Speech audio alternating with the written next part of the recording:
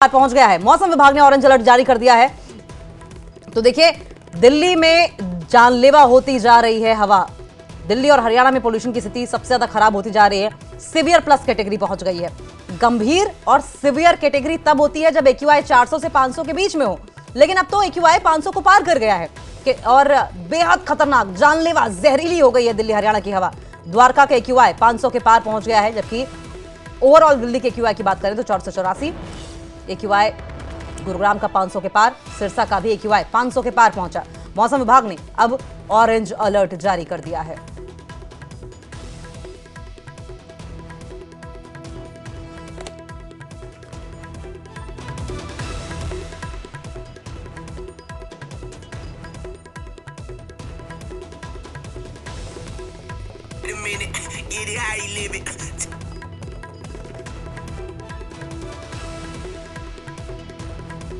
तो तीन तस्वीरें आपकी टीवी स्क्रीन पर आप देख रहे हैं। आप जमीन की तस्वीर देखें, आप हवा की तस्वीर देखें और पानी की तस्वीर देखें। प्रदूषण की मार लगातार पड़ रही है। बेहद खतरनाक स्तर पर दिल्ली का एक्यूआई पहुंच गया है। तीन तस्वीरें आपकी टीवी स्क्रीन पर आप देख रहे हैं। पहली तस्वीर में आप आईटीओ की तस्वीर देख रहे हैं। दरअसल किस तरीके से ये घना कोहरा, आप इसको कोहरा ना कह के स्मॉग कहिए तो ज्यादा सही रहेगा। फॉग और स्मोक दोनों मिलकर मिला दें तो स्मॉग कहलाएगा और दूर से भी चीजें नजर नहीं आ रही हैं। धुंध का ये आलम है।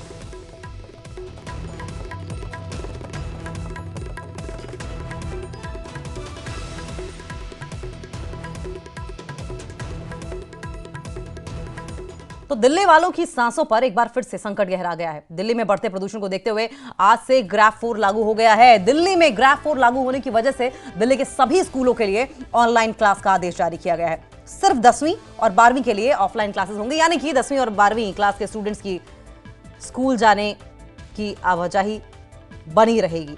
बाकियों के लिए क्लास ऑनलाइन होंगे। दिल्ली के पर्यावरण मंत्री आज दोपहर 12 बजे एक अहम मीटिंग करेंगे, जिसमें ग्राफ 4 की पाबंदियों को सख्ती से लागू करने को लेकर चर्चा होगी। ग्राफ 4 की पाबंदियों के तहत दिल्ली में आज से ट्रकों की एंट्री पूरी तरीके से बैन है। सिर्फ जरूरी सेवाओं के लिए ट्रकों की एंट्री होगी।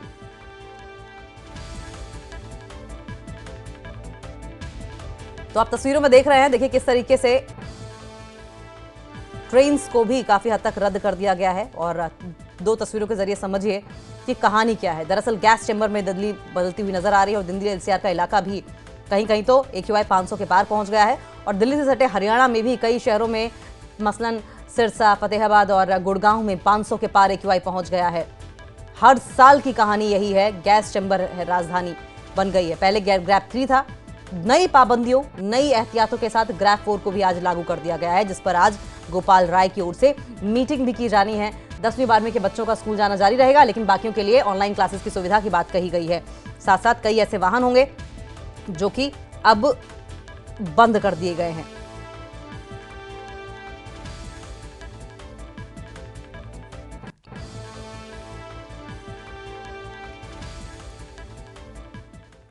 और ग्राफ 4 के तहत दिल्ली में क्या क्या पाबंदियां हैं, ये भी आप जान लीजिए।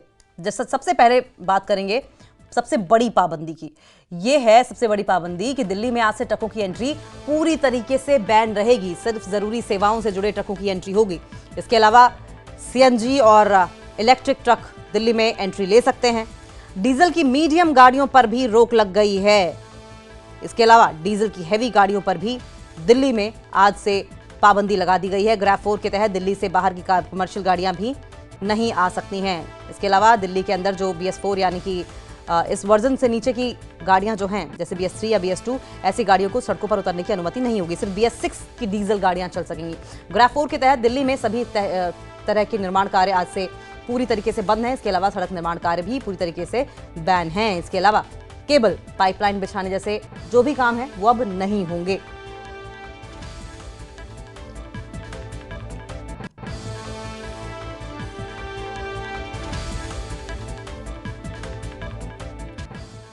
और दिल्ली में आपसे कुछ घंटे पहले स्मॉग यानी कि प्रदूषण की वजह से कैसी स्थिति बनी, उसकी तस्वीरें आपको दिखाते हैं। देखिए, दिल्ली के 3 अलग अलग इलाकों की तस्वीरें हम आपको दिखाने जा रहे हैं, लेकिन तीनों ही जगहों पर एक चीज कॉमन है और वो है धुआं। हवा में घुला स्मॉग हर तरफ नजर आ रहा है। कुछ भी साफ दिखाई नहीं दे रहा है। विजिबिलिटी कम हो गई है। दिल्ली के इंडिया गेट से लेकर अक्षरधाम मंदिर और नई दिल्ली रेलवे स्टेशन, हर जगह एक जैसा मंजर है। जमीन से लेकर आसमान तक धुंध की मोटी चादर पसरी नजर आ रही है।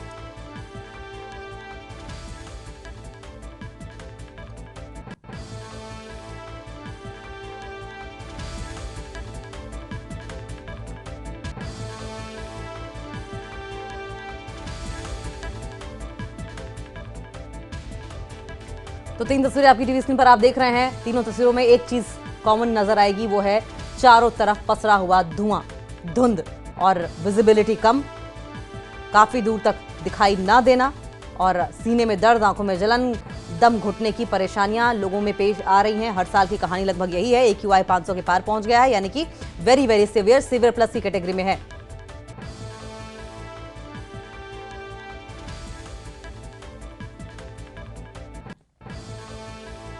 और सबसे पहले 15 अक्टूबर को दिल्ली में ग्रैप 1 लागू हुआ और इसके 7 दिन बाद यानी कि 22 अक्टूबर को दिल्ली में ग्रैप 2 की पाबंदियां लागू हो गई, क्योंकि प्रदूषण का लेवल और बढ़ गया। इसके बाद पूरे 24 दिन बाद प्रदूषण का लेवल अप हुआ और 24 दिन बाद यानी कि 15 नवंबर को ग्रैप 3 लागू हुआ है। और ठीक 3 दिन बाद, सिर्फ 3 दिन बाद ही प्रदूषण का लेवल इतना तेजी से बढ़ा कि 3 दिन के भीतर ही ग्रैप 3 के बाद ग्रैप 4 को लागू करने की नौबत आ गई।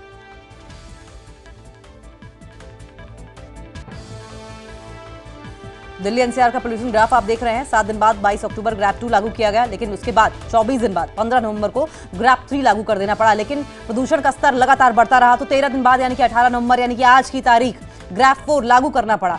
15 अक्टूबर को पहली बार ग्रैप 1 प्रदूषण को देखते हुए लागू किया गया था।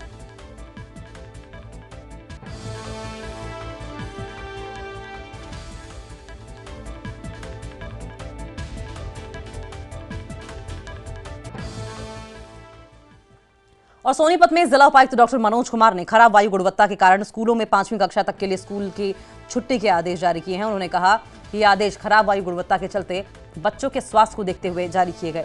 इस दौरान ऑनलाइन कक्षाएं जारी रहेंगी। उन्होंने अपने आदेशों में स्पष्ट किया है कि आदेश सिर्फ सोमवार 18 नवंबर को एक दिन ही लागू रहेंगे।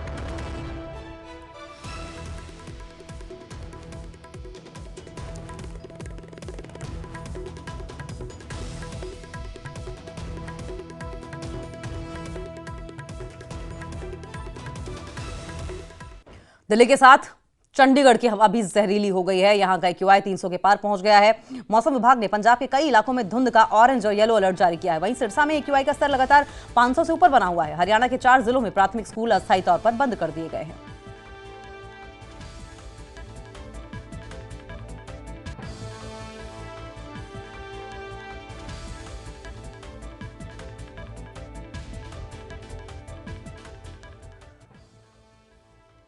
तो समझिए कि एक वैज्ञानिक तथ्य यह भी है कि ठंड का मौसम आते ही प्रदूषण बढ़ता है, क्योंकि दिल्ली में गाड़ियां उतनी ही चल रही हैं जितनी हर मौसम में चलती हैं। लेकिन ठंड का मौसम आते ही आखिर दिल्ली में प्रदूषण का लेवल क्यों बढ़ जाता है, तो इसकी वजह भी हम आपको दिखाते हैं ग्राफिक्स के जरिए। समझिए, असल में होता यह है कि ठंड के मौसम में हवा की रफ्तार कम हो जाती है।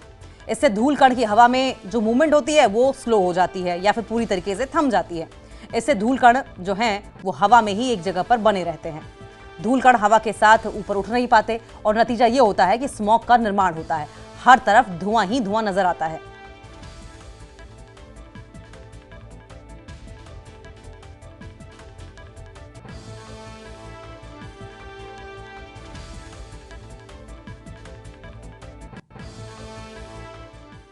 और जहरीली हवा में किस किस चीज की कितनी हिस्सेदारी है ये भी हम आपको दिखाएंगे।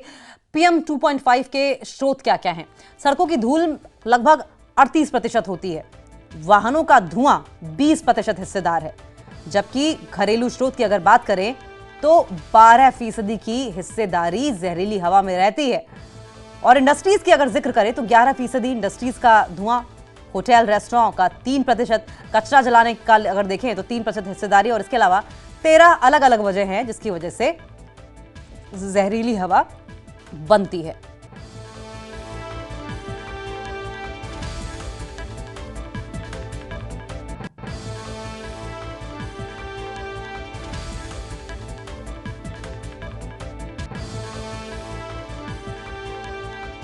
और रुकेंगे यहां पर एक बहुत छोटे से ब्रेक के लिए।